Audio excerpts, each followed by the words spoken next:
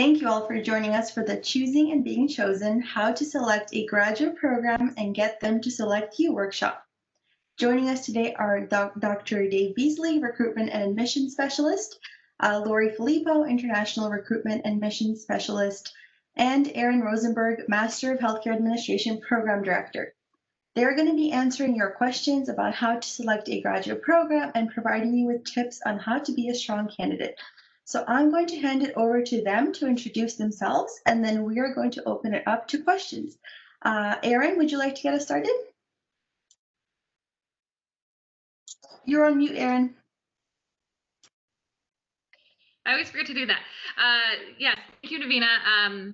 As Navina said, my name is Aaron Rosenberg. I oversee here at UNLV. We have 2 master's degrees in healthcare administration. And so I oversee those and do a lot of student admission and reviewing applications for our program. So I guess I have that perspective from the side of the program you might be interested in applying and what we're looking at in your application, for example. It's a little bit about me. Thank you. Lori? Yes. Hi, everyone. My name is Lori Filippo. I'm the International Recruitment and Admissions.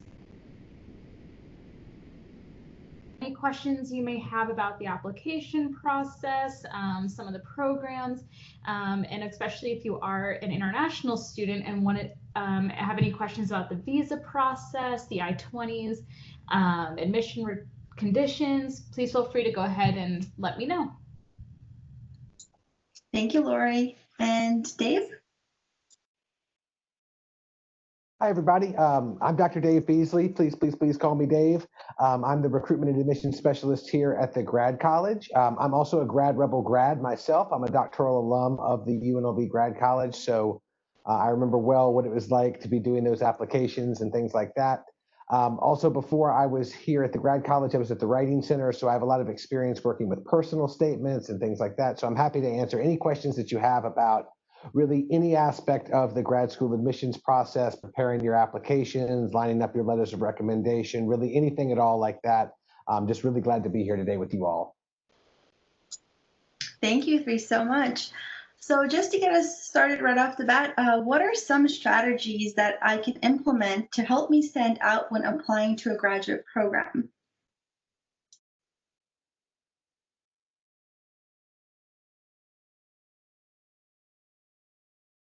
Can you read that one more time, Navina? I didn't hear it great. Of course. What are some strategies that I can implement to help me stand out when I am applying to a graduate program? Okay, so I'll take a stab at that one. Things that we look for in our program is one of the things you have to upload is a copy of your resume. And so one thing I always look at, and we have like a group of faculty that look at these application packets, is we look at your work experience. So this is just something to know, and it could be whatever program you're thinking of applying to. Sometimes it just is worth sending the program director or grad coordinator, or however they do it at that school, whoever oversees that application process. Sometimes it might be worth just sending them an email and saying, you know, asking this question in general. And one thing I would tell you is for healthcare administration, we look at work experience. So our accrediting body looks very favorable and puts a lot of weight on our being able to get you a job in healthcare. So one thing that we do is we really want to target and recruit students already working in healthcare. So if you apply into our program, for example, we look at your resume specifically because we really want to see what is this person doing. Internships help, but of course, especially in healthcare administration, every undergrad student comes to us pretty much already having done an internship. So internships are great. And I would say if you can go out and get a job, entry-level job in the field you're looking to pursue, that can definitely help make you stand out. Anybody else want to take a crack at that? I know that's one that we look really, really favorably on. I'll add a couple of thoughts to that as well. And first of all, I'll second everything that Erin just said. I think that's some great tips there. I'm also going to shamelessly plug some of our upcoming events because we do go over, especially in our UNLV Grad School Applications 201, we go over how to put together your application in some pretty good detail. But I think one thing that's really helpful is, and I think it's sort of often overlooked, is it has to do with letters of recommendation. So everybody has good letters of recommendation, right? Nobody's going to get a letter that's like, no, this person's terrible, don't let them into grad school. But there are ways to get better letters than just sort of, reaching out to somebody and being like, hey, will you write me a letter? So if it's a professor that you've worked with, like send them a copy of a paper or that you wrote for them. Send them a copy of a project that you did. Help refresh their memory on sort of who you are and the kind of work that you did, so that they can speak specifically to you. Or if it's someone, if you're doing it with work experience, if it's someone who supervised you, maybe remind them of something that you worked on with them, or a project that you all worked on together. Just again, I think the more detail and the more specificity you can provide to your recommenders, the better and the more detailed letters of recommendation they'll be able to write for you. And I think that a really, really good letter of recommendation, can really make the difference. Committees, I think, take those seriously across all of our programs. So I think those are kind of my 2 cents there. I'll add something onto that, David. I think that's perfect.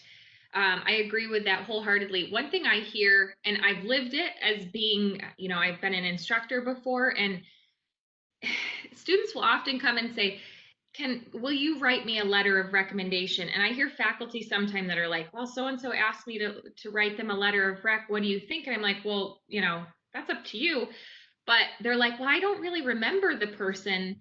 And it's hard because if you're in a class with 30, 40, 200 people, they might not remember you. And I think someone gave me this advice a long time ago. Probably when I was doing my own grad school applications, they said, when you're going to ask for a letter of recommendation, ask if that person can write you a great letter of recommendation, because anyone can write you a letter. And we read letters, when we're doing our application cycle, and you can tell there's a big difference between a faculty member who just agreed because they didn't want to make you feel bad, or they just agreed to write you a letter and they have very little to say about you, versus someone who knows you well. Maybe you've been a student in their class multiple times. Maybe you've worked with them somewhere. They can write you a raving letter, assuming, that you have a good relationship. But there's definitely a difference between just getting any old letter of recommendation and having a good letter of recommendation. So yeah, I just wanted to throw that out there because there's a big difference and it's pretty obvious.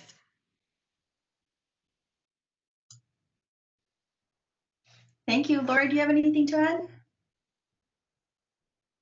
I mean, I agree with both Erin and Dave. I think just on the admissions side, the biggest thing that we always stress to our students is just checking out the deadlines, just making sure that each program has that specific deadline. So really make sure you're following that. Knowing which term your program is accepting applications for is huge. Some of them are very, very early. So just double check the deadlines is what I would say for that.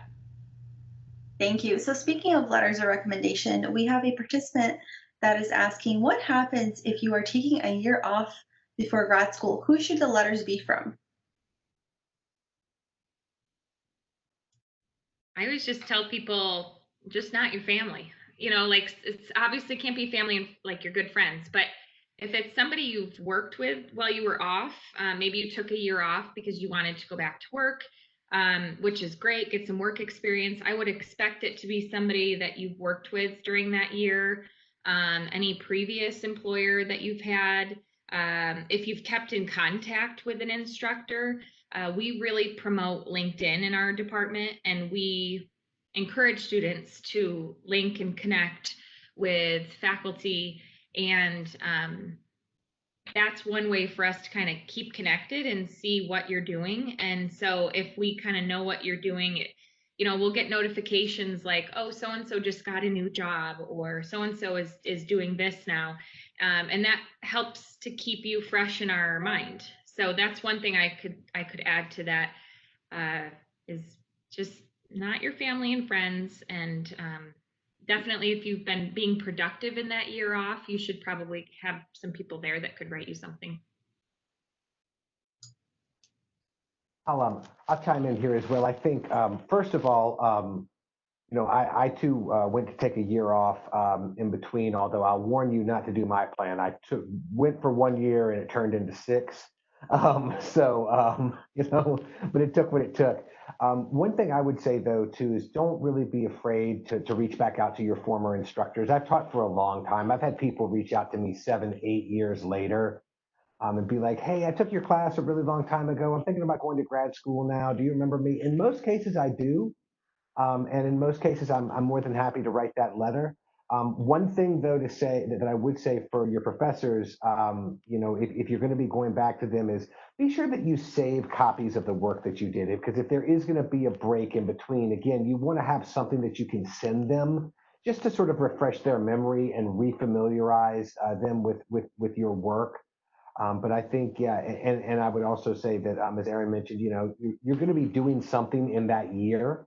You're going to be making a living somehow. So I think having folks that could speak to, how you are, if it's a supervisor, how you are as an employee, something like that, I think can be really, really valuable because, that they can demonstrate just as well as a professor, although in some different ways, that you're teachable, right? That you're willing to take instruction, that you're willing to learn new things, that you have intellectual curiosity, that you're excited about the field that you're going into. All of those are really, really important things. So yeah, I think that you can get letters of rec from a lot of good folks. And the other thing I'd say is really look at what your program's looking for too. Some programs are very specific about the letters that they want. And think about the kind of thing it is. So if it's more of a professional degree, you might look more towards that supervisor. Whereas if it's a more traditional grad degree, like if you're going to be somebody like me and go into graduate studies in English, right, then that's probably going to be more professors. And it may be mixing and matching a little bit too. That's allowed as well. So that's what I would add there.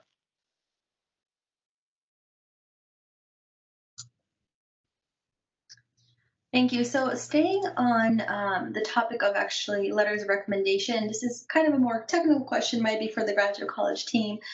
For students that are already kind of in the process of applying, when faculty or staff submit letters of recommendation via Grad Gateway, is there a way to view them?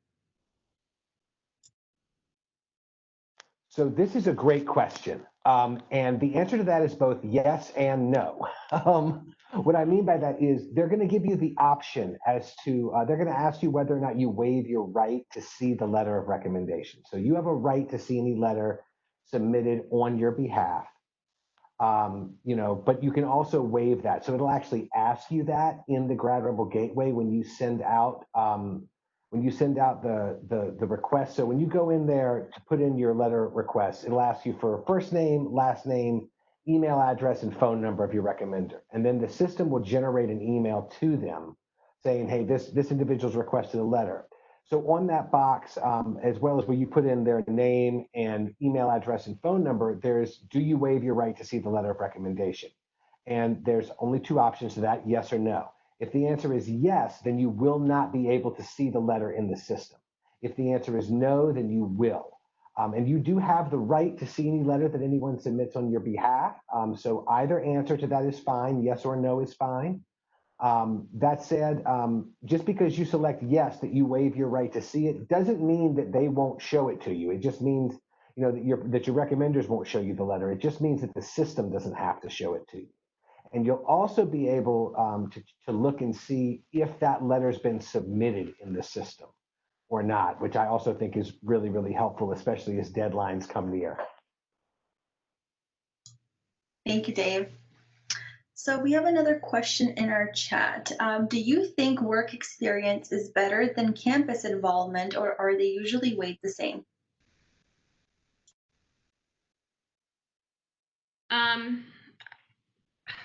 I think it depends on what sort of degree you're going for. In our program, yes, I would say work experience, especially relevant work experience to the field, speaks really highly of you. But if you're going into, I'm trying to think, and the grad college team might be able to help me out with this. If you're going into a job where maybe programming or a certain type of leadership, or you want to work at a college campus, for example, a job like that where you're really involved on campus might be great experience. So I think it does kind of depend on what your program of interest is.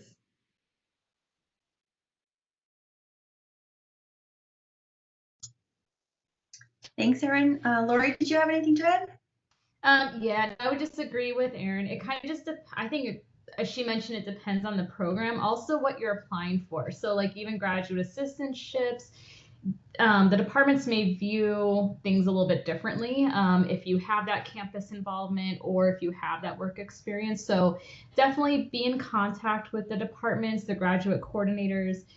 Or if you are applying for a GA, make sure you're in contact with that advisor to really see what they're looking for.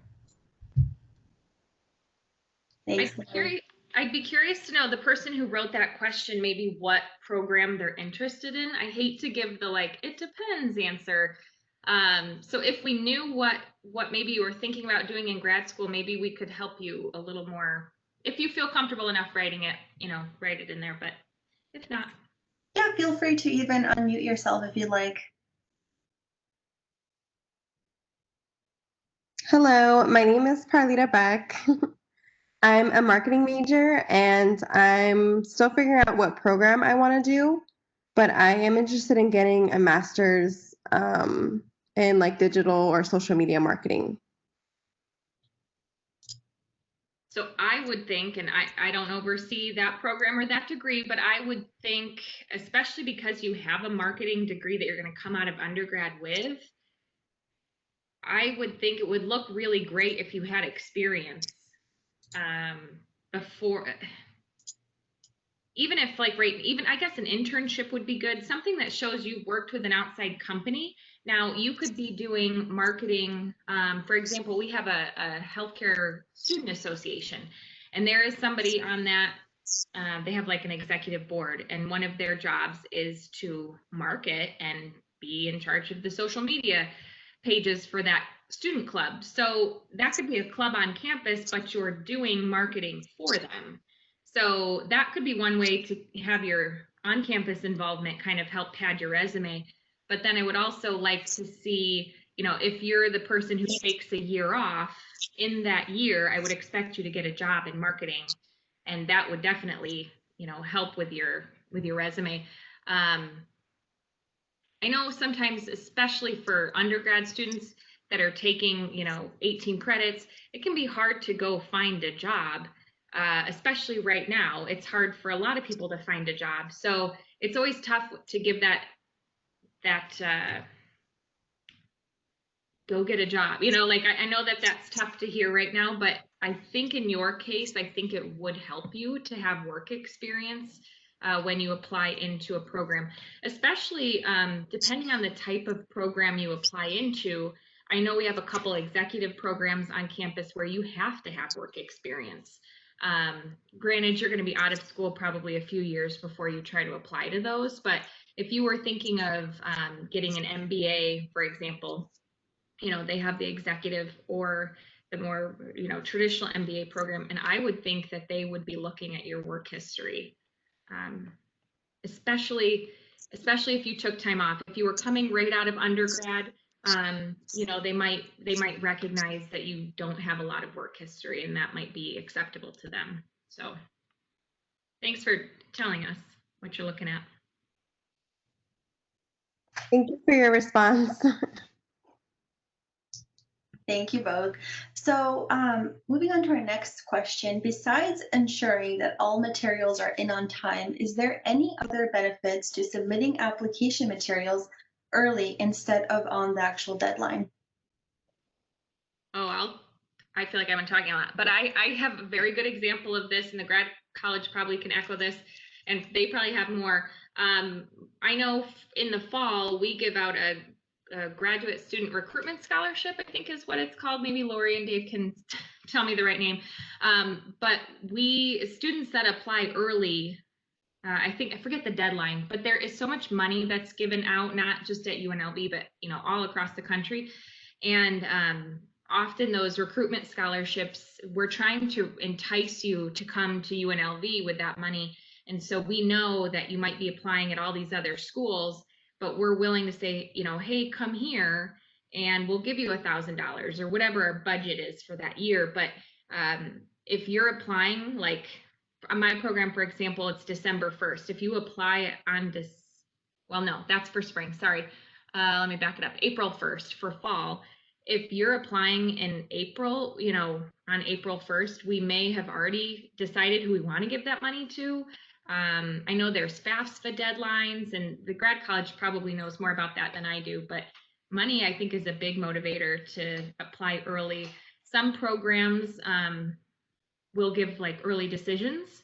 So, they might want to know, they might make offers early to applicants that they're really interested in recruiting.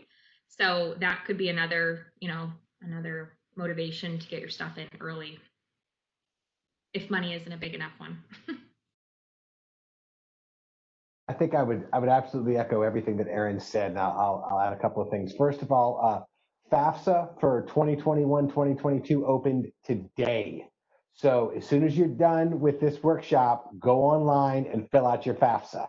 Absolutely do that, because there are also some grad college funds that if we have your FAFSA early enough, if you qualify for them, like the Graduate Access Grant, which is based on financial need, which we have to determine based on FAFSA, get that in early so that we don't run out of money if you qualify for it. So as Erin said, money is a big consideration. Another one, though, can be some programs do what we call rolling admissions. Other programs sort of have that hard deadline. So what rolling admission is like they look at applications as they come in.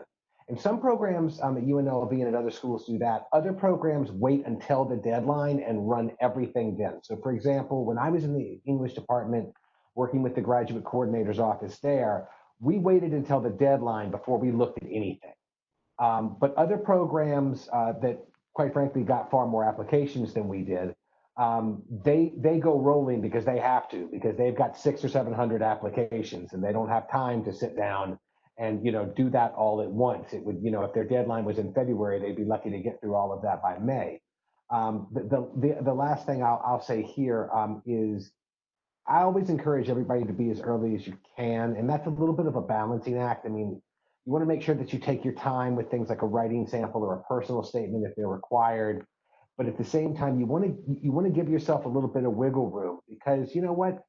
Sometimes letters of recommendation take a little bit. Sometimes test scores take a little bit longer than you think they're going to, or sometimes something just is weird and it doesn't come through the system right. And so you want to have time to do that. You don't want to be scrambling around trying to fix all of that 4 hours before the deadline. Give yourself a little bit of time, and then it's just a lot less stress on you, or at least it was on me from my experience. But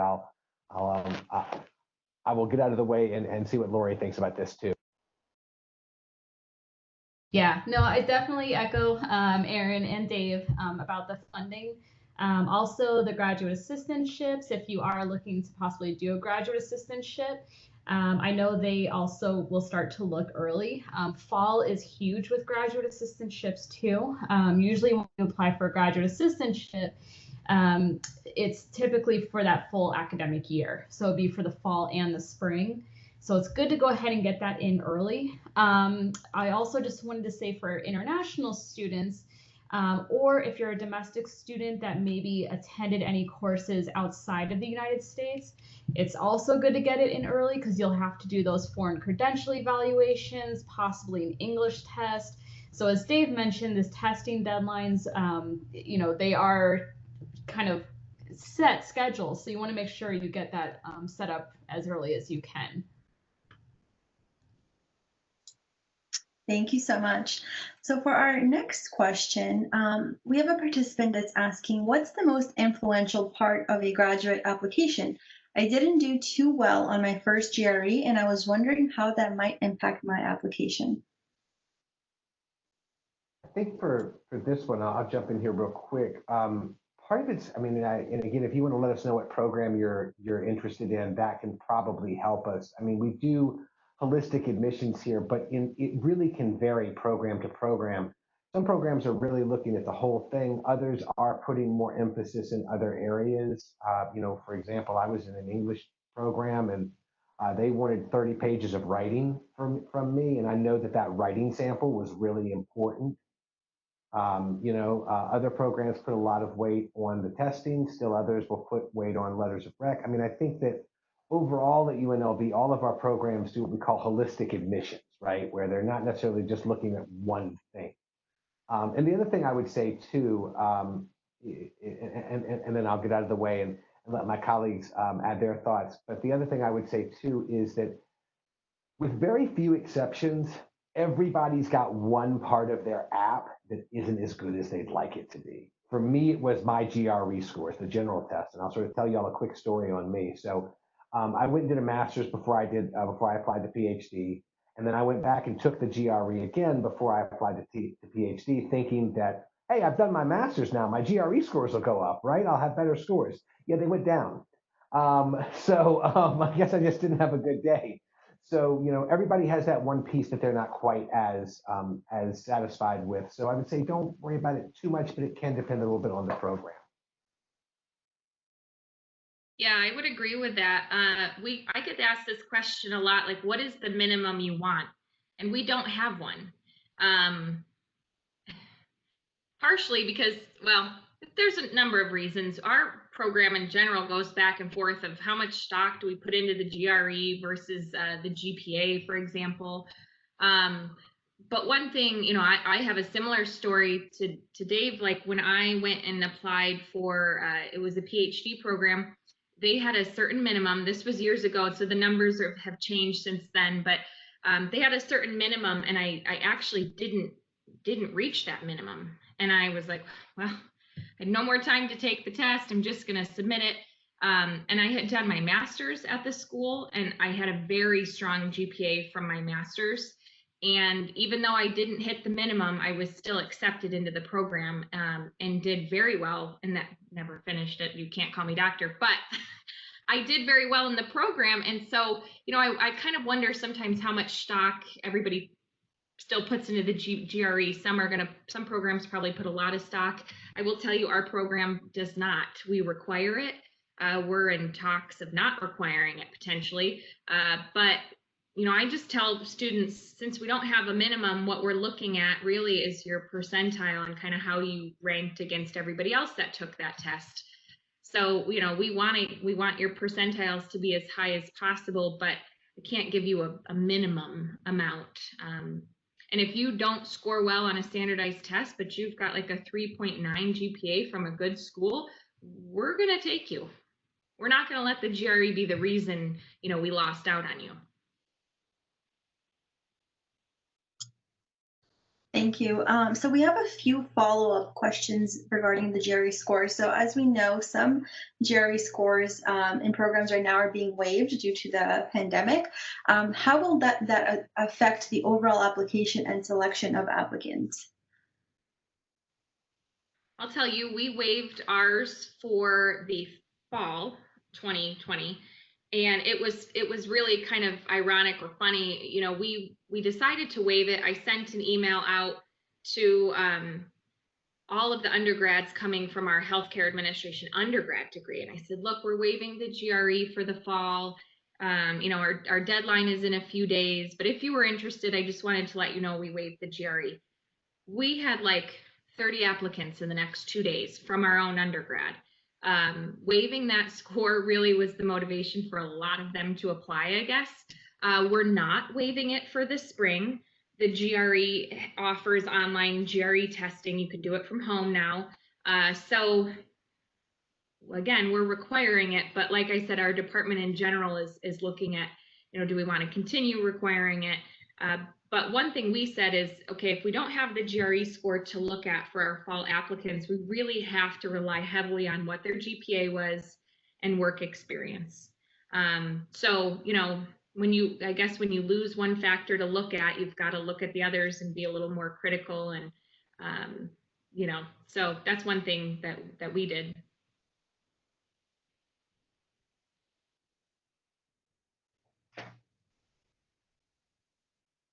I'll jump in and say real quick that, I mean, it obviously does vary program to program. And as Aaron mentioned, you know, some programs do put more weight on it than others. Now, obviously, if they're waiving it, then it just means that you want to be a little stronger in all the other aspects of your application. So what I would say is, if your program is going to waive the GRE, take the time that you would have spent studying for the GRE and work on the other parts of your application. You know, and one thing I'll mention to all of you is a couple of things. And you know, Aaron mentioned earlier about resumes and things like that. You know, Career Services is available to you all here on campus to help with resumes and CVs and things like that. The Writing Center is available here on campus to help with personal statements and things like that. So there are lots of resources available that are free to you here on campus. Well, they're kind of free. They're free in the sense that you've already paid for them. So you should make use of them as well. And of course, we in the Grad College are willing to help where we can, you know, with some sort of general tips and tricks and things like that. But I would say take whatever time you were going to take studying for the GRE and use it for the rest of your application materials, because the stronger the application you put together, the better your chances are. And this is really important, right? Your best chance of getting money out of your program is to have a really strong application, because programs are going to offer money to the applicants they want to come to their program the most. So you want to be in the top there. Thank you, Dave. So for those of us that are still taking GREs, are we able to choose which GRE scores get sent to the university, or do all the scores automatically get sent?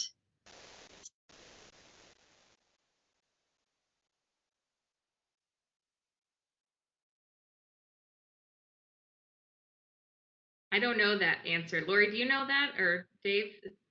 I want to say through ETS that they would send everything. I believe they would just automatically, because ETS, when they send your GRE scores, it does go into our system automatically. Now, what I do recommend is if you do take the GRE or the GMAT or one of the English tests, make sure that you're attaching at least a copy of that test to your application, because it can take some time for those official tests to get to us. But I do believe they send everything. Now, it would be now more up to the department what they would review. If they would review all the sections, if there's particular sections they're looking at, if one overweighs more. But I do believe they send everything over. They do for the most part. I've got a link here in the chat. They do have a program called Score Select where you can pick and choose a little bit which of your scores go. I don't know a great deal about it. I'm sure that it's extra in terms of cash, but there is that program there. So there's a link to that in the chat. But otherwise, yeah, it's exactly like Lori said. They send everything, but then individual programs may pick out certain things. Thank you all. So going back to letters of recommendation, is it okay to get a letter from a graduate student that's running a project that you are a part of as an undergrad?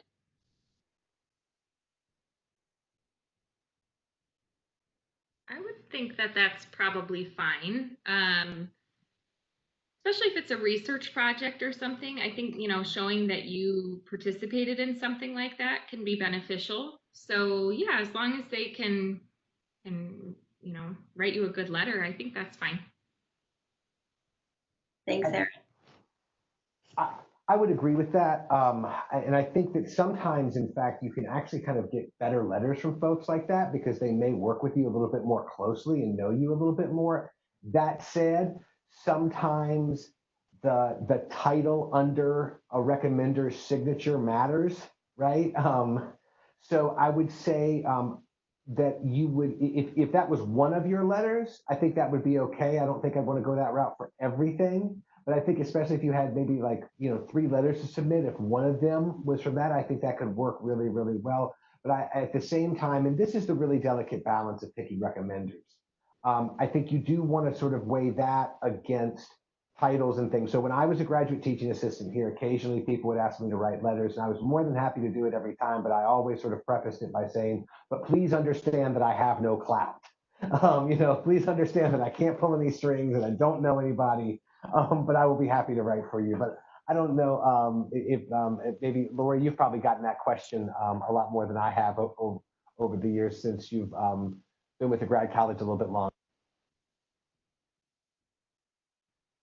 Really refer them to the students, to the graduate coordinators for the program. I think they will really let you know what they're looking at specifically. Do they want professors? Do they want past employers that you've worked with? So make sure you talk to them. They'll also let you know how many letters of recommendation they're looking for. So again, keep in contact with the graduate coordinators for your specific program, because they may be able to let you know exactly what they're looking at. If they also want it on letterhead, if they need it signed, if they're okay with you turning in the copy of that recommendation letter. So keep in contact with the coordinators as well. Thank you, Lori. So we have a participant that's applying for the Masters of the Kinesiology program. And the application requires that a faculty member sign off on taking an applicant, oops, my chat just moved, on taking an applicant on as a student in their lab. So do you have any advice on how to ask a faculty member? I have only taken 2 courses at UNLV this summer and currently enrolled in 2, so my relationships with UNLV faculty is very limited. Do you have any advice on how to reach out to a faculty member to ask if they are willing to take me on as a student in their lab group? Yes, I do.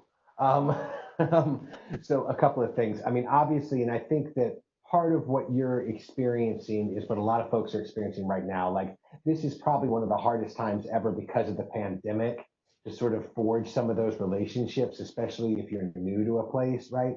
But do understand that everybody's working under the same circumstances. So the first thing I would say is you want to look on faculty web pages, you want to look on the program web page, you want to find out what kinds of research different faculty members conduct, what kinds of labs they're working in. So what you're really looking for are like CVs, and a lot of times those are available online, right?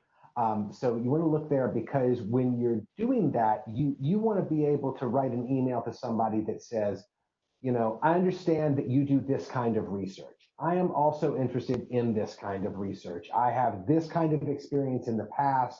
I would like to work on, going forward, I would like to work on it. So you sort of want to, almost make the case that like your research will blend well with what they're already doing.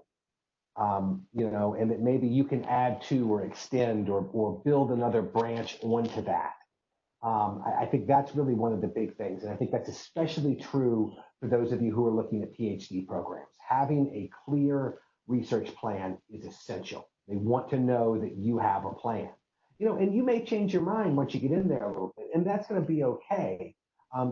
That's the nature of research is your ideas are going to change a little bit. Your questions are going to change about how you're going to go about things is going to change a little bit. But I think the big thing that I would say to start with is do your homework first, so that you're not just like willy-nilly, just like sort of emailing like every professor in the place being like, hey, do you need somebody to work with? But rather sort of target some folks and explain what your background is, what your experience is, what you're interested in, and how that sort of aligns with what they're interested in or with what they're already doing.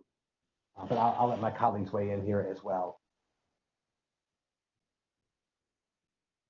I don't have much to add. I agree. I think our faculty would be really impressed that you sought out what they research and study and kind of were thoughtful in who you asked. So I agree. I agree with everything Dave said. I don't have much to offer to that. Thank you all. So someone is asking regarding the different rounds that universities have, if you're denied for the first round, for example, are you allowed to apply again, or do you have to wait until the following year? No, not at all. You can, so we have a fall and spring admission. We don't admit in the summer.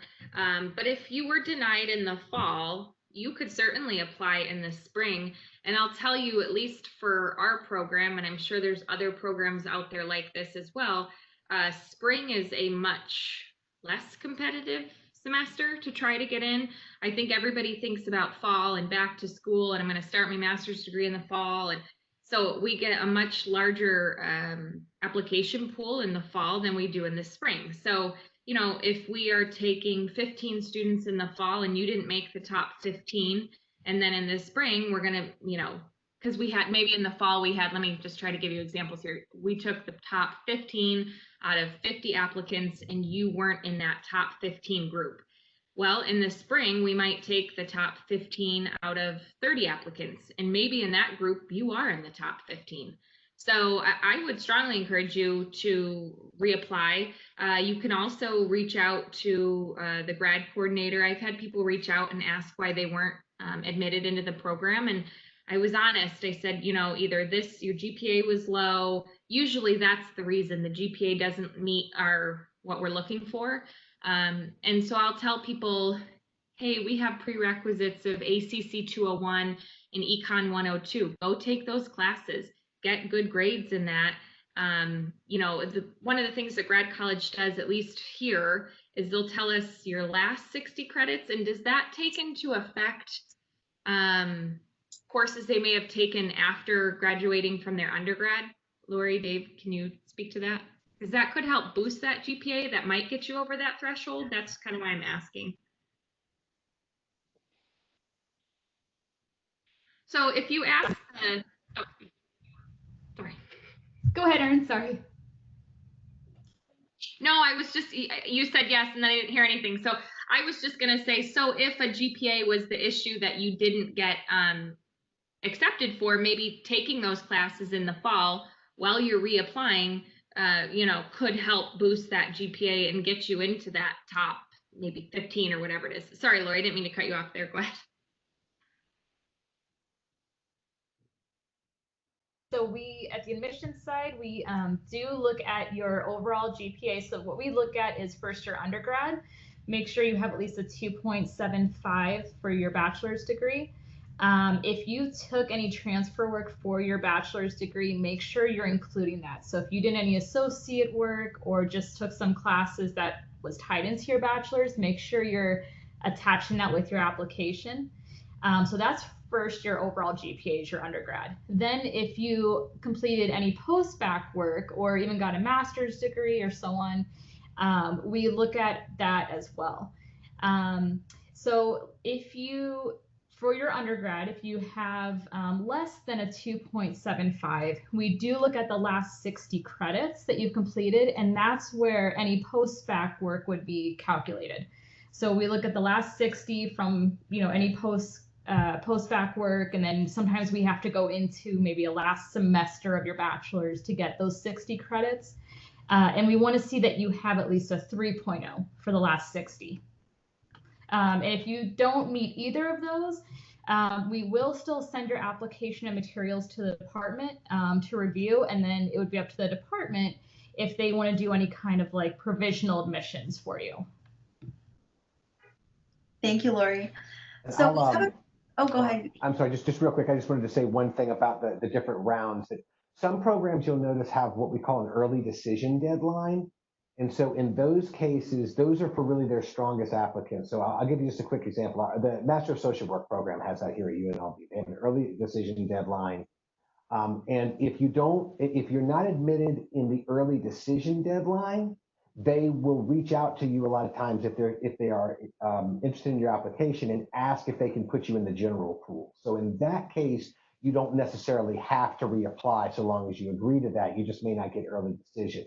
But if you actually get a decision from the program, then you do have to reapply again. But like Erin said, a lot of people do that, right? They go take maybe a prereq course, or they go maybe enroll as a non-degree seeking student. You know, demonstrate that that they've you know, gotten that GPA up a little bit, that they're you know, and show that you've done well in some grad courses, and then you can kind of reapply with some fresh numbers. Thank you, Dave. So if they end up reapplying, are they able to use the same application materials such as their personal statement or letters of recommendation? I mean, you could. I think on the personal statement, and again, I'll preface this by saying I don't look at anybody's application in terms of like and make a decision. Okay. But I think I would want to see if somebody didn't get in the first time, I would assume that they would reach out to the program coordinator or someone in the program and try to ask how they can improve their application. So to me, like if you don't, you know, I think I would want to see at least some changes, maybe not in letters of recommendation, but I would certainly want to see changes in a personal statement. I think because otherwise, you're rolling the dice with the exact same hand that you had before, and you're hoping, you're hoping that your two pair or your three of a kind or whatever it is will hold up, rather than trying to improve it a little bit. So that's just my 2 cents. I would echo that and tell you to really take a look at your personal statement if that happens, because I almost wouldn't reuse it, because we've had faculty that we have some faculty that are very like, oh, there's a grammatical error in the personal statement. No. And to them, it just means that you didn't have it proofread. You didn't use Campus Writing Center to help you. Like you didn't do a good job proofing it. And so they just feel like you don't care. So I would be really, I would be hesitant to reuse a personal statement, because if there was an error in there, if you're gonna reuse it, I would tell you, go to the Writing Center. Make sure there wasn't something in there that was a glaring error that made you look like you don't know how to write or something. And then that scared the program off. So just be wary of reusing material, because there might have been something in the material that was a red flag. Thank you all. So we have a participant that's interested in being a graduate teaching assistant. And from their research, a lot of graduate programs have you make a separate application for being a teaching assistant. Do you have any advice on those and what those programs are looking for? Yeah, I can speak to that a little bit. I've been a graduate assistant at 2 different universities in my time. So at UNLV, for example, the graduate assistantship application is actually pretty straightforward. In the Grad Rebel Gateway, which is where you apply for every program here at UNLV, all 175 of them are right there in the Grad Rebel Gateway. There's a funding tab next to it. So as soon as you submit your application, go to the funding tab, and if you're interested in an assistantship, fill it out. But it's actually really simple. Like you just select academic or non-academic, and if it's academic, you pick where you want it to go. If it's non-academic, you pick those things, and then you just upload your resume. So it's not necessarily a separate application. Now, for non-academic stuff, we at the graduate college hire graduate assistants. The student union hires graduate assistants. Academic Success hires graduate assistants. They're hired all over campus. If you are looking for an assistantship through your program, again, there's not really anything specific you can do with the graduate teaching assistant application itself. However, there are 2 things that I would really recommend that you do. One of them is mentioned somewhere in your personal statement that you'd like a departmental GA. The other is let those who are writing your letters of recommendation know that you will be applying for a departmental GA through your program. Let them drop a line or 2 in their letter of rec about what a great graduate teaching assistant they think that you would make. So that would be what I would say there. And then again, because y'all are all UNLV students, you all will have access to career services, and at least for UNLV graduate assistantships, the graduate assistantships are, in addition to being listed in the Gateway, they are also listed on the career services page. So I would also say check back fairly consistently there. They get listed throughout. And the good news with ours, though, is that once you upload your resume once, it's really easy. You just then kind of pick where you want it to go.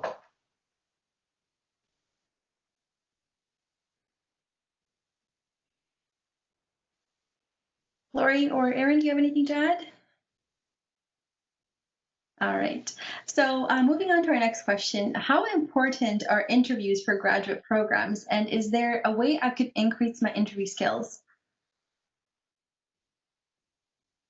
I know career services on campus, they do mock interviews for students. So I would highly suggest that you take advantage of career services.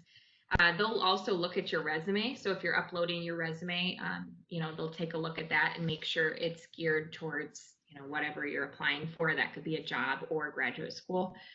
What was the first part of the question? I feel like I don't want to gear off. How important are the interviews to the application process, and then skills, how to obtain skills? Okay, so how important they are, we don't require interviews. We've started using Kira, the interview. It's like a virtual interview. The Grad College knows more about it than I do, I'm sure. We've started using Kira to have everyone interview, and then we can watch your interview after the fact. It's kind of a time-saving thing for us. And I would say prior to using Kira, we would bring students on campus if we felt like we needed to meet them in person and kind of get a feel. Sometimes if we didn't know much about their background, or they had a questionable GPA, that we were kind of on the fence about them, we would bring them on to interview. I see the email that just came up. We do them one-on-one interviews, but when I did my first master's degree, we had group interviews. So I think that just really depends on what your program does. But we always do one-on-one interviews, and then now, like I said, we're using the Kira platform. And as far as improving your skills, I like I said, go to career services. I think that's your best bet for getting some real practical experience in interviewing in a safe, friendly environment.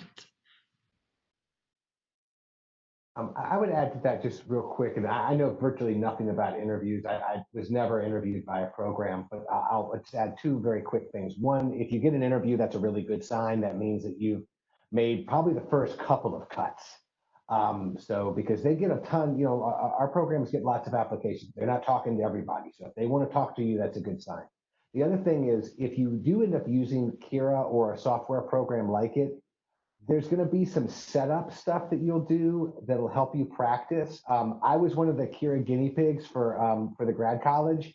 Don't do what I did, which is like try to slam through all that stuff really quick, because then when it got to the actual question, I got all sort of flustered and I didn't realize that I couldn't re-record it. So in my case, it wasn't the end of the world. I just emailed my boss and had her clear it out for me so I could start all over again. But for your case, that wouldn't be the same. So I would just say, really, if you do that, take your time, especially with the software. It's going to teach you how to use it. Really, really pay attention. Go to school on my mistakes. Thank you both. So we have another question in the chat asking if UNLV admissions want students from UNLV, or is it more tailored to out of state to bring new students in?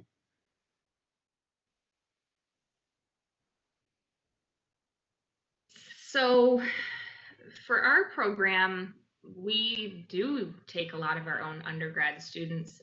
For this fall was kind of unusual, like I said, because we waived the GRE and then got like a flood of our own undergrad students. Normally it's probably more 50-50, maybe even higher, students from other schools, not necessarily out of state, because we get a lot of UNR students that come into our program as well. But no, we don't really look at them. We know more about them, which can be a good or a bad thing, depending on their relationship with other faculty. So usually it's a good thing. We know them. It's a great thing when they're working locally, because we're like, oh, they work over at Dignity Health or Sunrise Hospital, and like we know their boss, or so I think to us it's great when you're local, because especially if you're already working, you can sense that working is really important for our master's degree programs. But no, we don't We're not striving to not take our own undergrad students and to take out-of-state students. No. I'll add to that real quick that I would agree with everything Erin said. It's a little bit of a fine line. On the one hand, UNLV is a public research university, and the taxpayers of the state of Nevada, do a lot of funding of this university. So obviously, we want to be responsible to Nevada and to Southern Nevada particularly, right? We want to have that. On the other hand, it's always good to have new blooding programs. So it's a little bit of a mix. I think what Erin was talking about, sort of a 50-50, is probably about right. And sometimes too, programs like to take some out-of-state folks to help their rankings. On the other hand, other programs like to have in-state folks a lot. So it really just depends. But I don't know of any programs on campus that have a particular preference one way or the other. Do you know of any, Lori, that have a preference for UNLV students versus non-UNLV students, in-state, out-of-state? I do not. No, not any specific programs. No. I mean, I know that with me, for working with international students, a lot of the programs are, even really wanting that, wanting students that are outside, of even the country, having those different experiences. So yeah, I think either one is very valuable. Thank you all. So since we are nearing to the end of our time together today and we have a lot of unanswered questions, I just wanted to let all of our participants know that if your question was not answered today, you can join us at our Ask Dave live sessions, which take place virtually on WebEx from 10 to 10:30 on specific Friday mornings. If you go into your Canvas Grad Rebel Advantage shell, you can find all of the specific Fridays. Next one that's coming up is October 16th. So you can go ahead and meet with Dave and he can answer all of the other questions we didn't get to today. And I would just like to give a huge thank you to our panelists. Thank you so much for sharing your time and expertise today. Your advice was so valuable to everyone. And thank you to our participants for joining us today. Just as a reminder, we are going to be posting this workshop on the YouTube channel for your reference later. And we will see you at the next workshop. Thank you all so much. Have a good rest of your day.